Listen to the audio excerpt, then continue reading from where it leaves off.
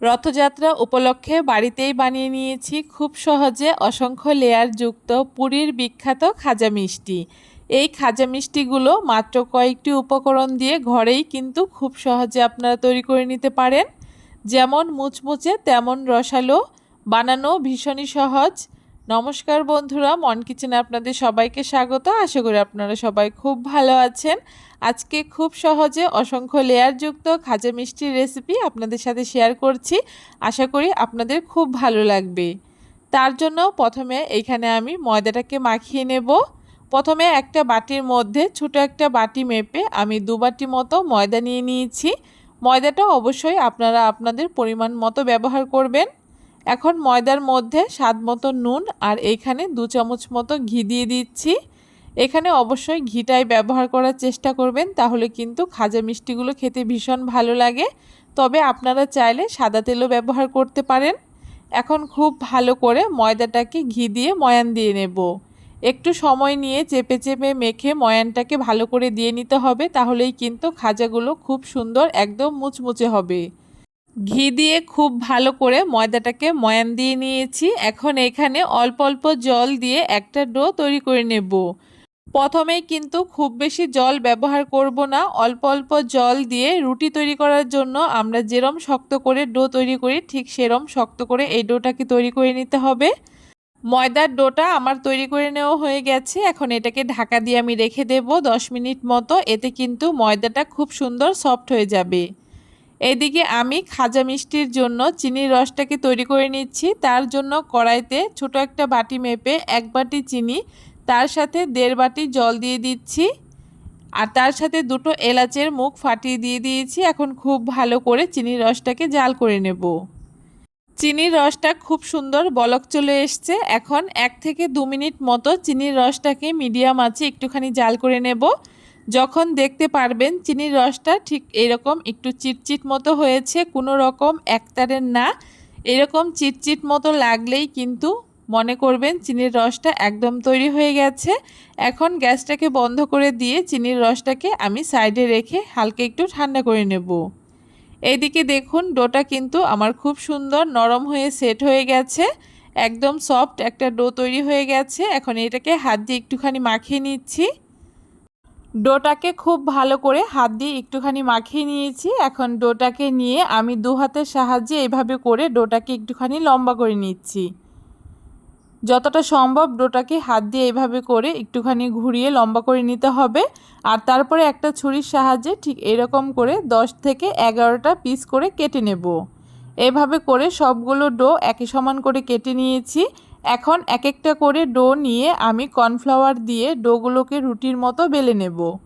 আর এই রুটিগুলো কিন্তু একটুখানি পাতলা করেই বেলে নিতে হবে। এভাবে করে আমি পাতলা পাতলা করে এক এক করে সবগুলো রুটি বেলে নিচ্ছি। প্রথমে একটা রুটি আমার এখানে বেলে নেওয়া হয়ে গেছে। একই রকমভাবে বাকি রুটিগুলোকেও আমি বেলে নিচ্ছি। সবগুলো রুটি এখানে আমার পাতলা পাতলা করে বেলে নেওয়া হয়ে গেছে। এখন প্রথমে একটা রুটি নিয়ে নিয়েছি। রুটির উপরে এখন একটা ব্রাশের সাহায্যে আমি এখানে ঘি ব্রাশ করে দিচ্ছি। আপনারা কিন্তু চাইলে এখানে সাদা তেলও ব্রাশ করে দিতে পারেন, তবে ঘিটা ব্যবহার করলে এই খাজাগুলো খেতে বেশি ভালো লাগে। দেখুন খুব ভালো করে ঘিটাকে ব্রাশ করে দিয়েছি। এখন এর উপরে আমি একটুখানি ময়দা নিয়ে ময়দাটাকে ছড়িয়ে দিচ্ছি। একই রকমভাবে আরও একটা রুটি এর উপরে দিয়ে দিচ্ছি আর তার উপরে আবারও আমি ঘি ব্রাশ করে দিচ্ছি আর তার উপরে আবারও একটুখানি ময়দা ছড়িয়ে দিচ্ছি। এইভাবে করে সবগুলো রুটির এভাবে আমি লেয়ার তৈরি করে নিচ্ছি। সবগুলো রুটি এক এক করে আমার এইখানে এক একটা করে লেয়ার করে নেওয়া হয়ে গেছে। এখন রুটিটাকে আমি সাইড থেকে এভাবে করে মুড়িয়ে নিচ্ছি। আর অবশ্যই রুটিটা যখন মোড়াবেন ঠিক এইভাবে করে টাইট করে রুটিটাকে মুড়িয়ে নিতে হবে। আর লাস্টের অংশে সামান্য একটু জল দিয়ে এভাবে করে মুখটাকে আটকে দিতে হবে। আর এভাবে করে হাত দিয়ে চেপে চেপে এই রুটিটাকে একটুখানি লম্বা করে নিচ্ছি। আর তারপরে এভাবে করে ছোট ছোট করে 1 ইঞ্চি মতো দূরে দূরে আমি এইভাবে করে পিস করে কেটে নিচ্ছি। দেখতেই পারছেন কত সুন্দর খাজা মিষ্টির লেয়ারগুলো বোঝা যাচ্ছে। এখন এক একটা করে পিস নিয়ে আমি এইভাবে করে প্রথমে হাত দিয়ে একটুখানি চেপে তারপরে বেলনির সাহায্যে এইভাবে করে পাতলা করে বেলে নিচ্ছি। এভাবে করে লম্বা লম্বা করে আমি খাজা মিষ্টিগুলোকে বেলে নিচ্ছি আর একই রকমভাবে সবগুলোই আমি এরকম লম্বা লম্বা করে বেলে নেব। সবগুলো খাজা এখানে আমার প্রথমে বেলে নেওয়া হয়ে গেছে। এখন এক এক করে খাজা মিষ্টিগুলোকে আমি ভেজে নেব। তার জন্য উনানে কড়াই বসিয়ে দিয়ে পরিমাণ মতো তেল দিয়ে দিয়েছি। তেলটা যখন আঙুল সহ মতো গরম হবে তখন এক এক করে এখানে আমি খাজাগুলোকে দিয়ে দিচ্ছি। আর উনানের আঁচটাকে একদম মিডিয়াম টু লোতে রেখে একটু সময় নিয়ে এই খাজাগুলোকে ভেজে নিতে হবে। আর অবশ্যই মাঝে মাঝে একটুখানি উল্টে পাল্টে দিতে হবে। যদি হাই ফ্লেমে আমরা খাজাগুলোকে ভাজি সেক্ষেত্রে কিন্তু খাজাগুলো খুব সুন্দর কালার চলে আসবে ঠিকই, কিন্তু লেয়ারগুলো কিন্তু একদমই ছাড়বে না। উনানের আঁচটাকে যদি মিডিয়াম টু লোতে রেখে খাজা মিষ্টিগুলোকে ভাজা হয় সেক্ষেত্রে কিন্তু খাজার লেয়ারগুলো খুব সুন্দর ছেড়ে যাবে। দেখতেই পারছেন খাজার লেয়ারগুলো কত সুন্দর ছেড়ে গেছে। আর এখন উনানের আঁচটাকে একদম লোতে দিয়ে যতক্ষণ না দুটো পাশ খুব সুন্দর একটা ব্রাউন কালার চলে আসছে ততক্ষণ ভেজে নেব, তাহলে কিন্তু খাজাগুলো একদম ক্রিস্পি হবে। দেখতেই পারছেন খাজাগুলো একটা পাশ খুব সুন্দর ব্রাউন কালার চলে এসছে, অপর পাশটাও আমি ব্রাউন কালার করে ভেজে নিচ্ছি। খাজাগুলোকে দুটো পাশে খুব সুন্দর লাল লাল করে ভেজে নিয়েছি। এখন আমি খাজাগুলোকে তেল ঝরিয়ে তুলে নেব। দেখতেই পারছেন খাজাগুলো কত সুন্দর মুচমুচে হয়েছে। একই রকমভাবে বাকি খাজাগুলোকেও আমি এখানে ভেজে নেব।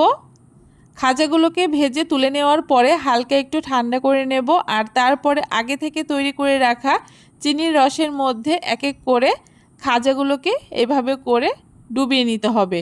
তবে চিনির রসে কিন্তু খাজাগুলোকে বেশিক্ষণ ডুবিয়ে রাখা যাবে না। ঠিক এভাবে করে উল্টে পাল্টে রসটা ভেতরে ঢুকে গেলেই কিন্তু খাজাগুলোকে এভাবে করে রস ঝরিয়ে তুলে নিতে হবে। একই রকমভাবে সবগুলো খাজা এখানে আমি চিনির রসে ডুবিয়ে নিচ্ছি। এইভাবে করে বাকি খাজাগুলোকেও আমি ভেজে চিনির রসে ডুবিয়ে তুলে নেব। দেখুন খাজা মিষ্টিগুলো কিন্তু আমার একদম তৈরি হয়ে গেছে আর দেখতে কতটা সুন্দর লাগছে। আপনারাও কিন্তু খুব সহজে এরকম অসংখ্য লেয়ারযুক্ত খাজা মিষ্টি এখন বাড়িতেই তৈরি করে নিতে পারবেন, খুব সহজে মাত্র কয়েকটি উপকরণ দিয়ে। কেমন লাগলো আজকে খুব সহজ পদ্ধতিতে দারুণ সুন্দর এই খাজা মিষ্টির রেসিপি অবশ্যই কমেন্ট করে জানাতে ভুলবেন না। ভিডিওটা যদি ভালো লেগে থাকে অবশ্যই সবার সাথে বেশি বেশি করে শেয়ার করে আমার চ্যানেলটাকে সাবস্ক্রাইব করে দেবেন।